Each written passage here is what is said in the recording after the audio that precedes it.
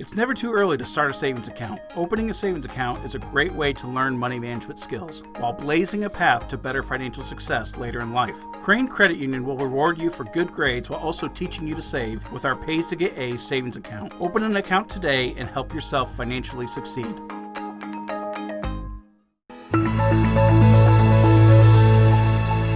Hey everybody, welcome to the WTWO Weather Workshop. Savannah and I are going to take a little time and explain some of the things that we do behind the scenes when it comes to forecasting weather. We're going to focus today mostly on weather instruments. Some of those are things here on the surface of the earth, some float through the atmosphere, and some of them are even in outer space. But these are weather instruments that we use to put together a weather forecast. Some are inside the building and some are outside. So we're going to talk about those. We can't cover all of them today, but we're going to cover some of the more important ones that we use here when we're putting together our forecast on a daily basis. And then after that, Savannah's going to give you a little behind the scenes look about how we put together the show, from the graphics, how we click through those graphics on the air, and then also the magic of television. How do we do the weather? Because it's interesting to see how it's done behind the scenes, and she's going to show you that as well. We're going to start though by going outside, so we'll jump outside to Savannah. She's going to show you how we measure snow and rain here at the TV station. Thank you, Jesse. One thing we measure here at the WTWO studio is snowfall. The first thing we do before it snows is set the snowboard somewhere on the ground. We set this down so we can find it once it does snow here, and then we put this ruler down just to measure it. We lift it up and see how much snowfall we got. Now we measure snowfall in tenths of an inch instead of 16ths of an inch. The other thing we do is measure rain here at the WTWO studio. So we take this, and this is in hundredths of an inch. So the first thing we do is take this off, set it on the ground, and then we can see how much rain fell here at the studio just by putting this in and then taking it off. We did get a little bit of rain overnight last night. This is how much rain we got. So we do measure rain and snow here at the WTWO studio. Now we'll head over to Jesse so we can learn about wind and temperature. First of all, this looks like a birdhouse, but this is actually called a weather shelter box. We make it white to reflect the sunlight so it doesn't heat up. It's also louvered, if you notice, so air can flow through it. It's got a double roof up here, and it's also over a grassy area. It's not near trees. It's not real close to the building. And another interesting fact, and I'll come back to this, is it's about 5 feet off the ground. That's what we standard for all weather shelter boxes. The door on this is on the north side because when we open the door, we don't want the sun to shine in. So when we open the door on these weather boxes, inside there are weather instruments, primarily thermometers, because we're measuring temperature. And inside here, we've actually got one thermometer that we use, and this one here is called a maximum and minimum thermometer, and it tells me the high and the low temperature of the day. On the inside of this thermometer, there's a silver liquid called mercury.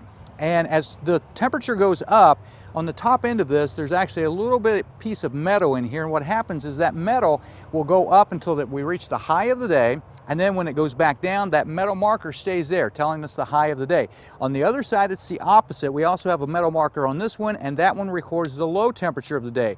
So it's a mercury-filled thermometer, which shows us the high and the low temperature of the day, or what we call maximum minimum. If you're watching the news and we say the high today was 85 degrees, we use a thermometer just like this one. Now, a couple of interesting points. It was on this thermometer back in January of 1994, we recorded the all-time record low for this area when we hit 31 below zero. It wasn't the wind chill, it was the air temperature, and we recorded it on this right here in this weather shelter box. A couple of other interesting points about temperature. Remember, we measured the temperature inside the shelter box so it's in the shade. So in the summer, if we tell you it's going to be 90 degrees, we always forecast and report the temperature in the shade. So 90 degrees is in the shade. If you're going to be in the sunshine in the summer and we're forecasting 90, it could be up to 20 degrees higher or 110. So always remember, the temperature is forecast and recorded in the shade. The last thing I wanted to point out is we take the temperature about 5 feet off the ground because most people's heads are about 5 feet off the ground. It doesn't matter what the temperature is at the ground or at the top of the building, 5 feet off the ground. If you've ever wondered how you can have frost and we say the temperature is 36 or 37, that's above freezing, that's because the temperature at 5 feet off the ground was 36 or 37, but colder air is dense and it sinks, and at the ground it's cold enough for frost. So that's how you can have frost, and the temperature itself is not actually at the freezing point because of where we record the temperature is 5 feet off the ground. The other thing I want to talk about is the wind. Wind is very important to us, and we have wind instruments that we use. These wind instruments measure the wind direction and the wind speed. So first of all, at the top, we have an instrument called a wind vane or a weather vane, and it tells me the direction the wind is coming from. These always point into the wind. Sometimes you'll see them on a barn. It may look like a rooster or a chicken. Whichever direction it points is the direction the wind is coming from. That's important. So if this is pointing to the south, the wind is coming from the south. The bottom instrument has a weird name. It's called an anemometer. And any wind in any direction will catch those cups and cause them to spin. The faster it spins, the faster the wind is blowing. It sends that information on these wires to a computer, and we're able to tell you the wind, direction, and speed every day. We also record the strongest wind of the day as a peak wind gust. That's important to us when we have severe weather because we want to know how strong that wind is blowing. Now, I talked about the temperature is measured 5 feet off the ground. We can't really record the wind 5 feet off the ground because there's too many obstacles in the way. So wind is actually recorded at about 30 feet off the ground, and on top of the building we have the same exact instruments up there to measure the wind and also the wind speed and wind direction. So again, wind speed and direction are 30 feet off the ground and air temperatures are 5 feet off the ground. Okay, enough about that. One of the most important weather instruments that we have is called a Doppler radar, and Savannah's standing by in front of our Doppler radar here at the TV station. Yes, Jesse, behind me is our Doppler radar. Not only can it show us where the rain and snow is, but it can also detect where the wind currents are. This is especially important when we get severe weather because it can show us where the rotation is in tornadoes. Now we'll head inside to Jesse. Okay, we're going to talk about a few other instruments that we use, and this segment has a little kind of an interesting twist to it because I want to talk about instruments that we use at different levels of the atmosphere. I'm going to start by this one right here. This is actually called a barometer. Now, a barometer is an interesting weather instrument because it's kind of like a scale.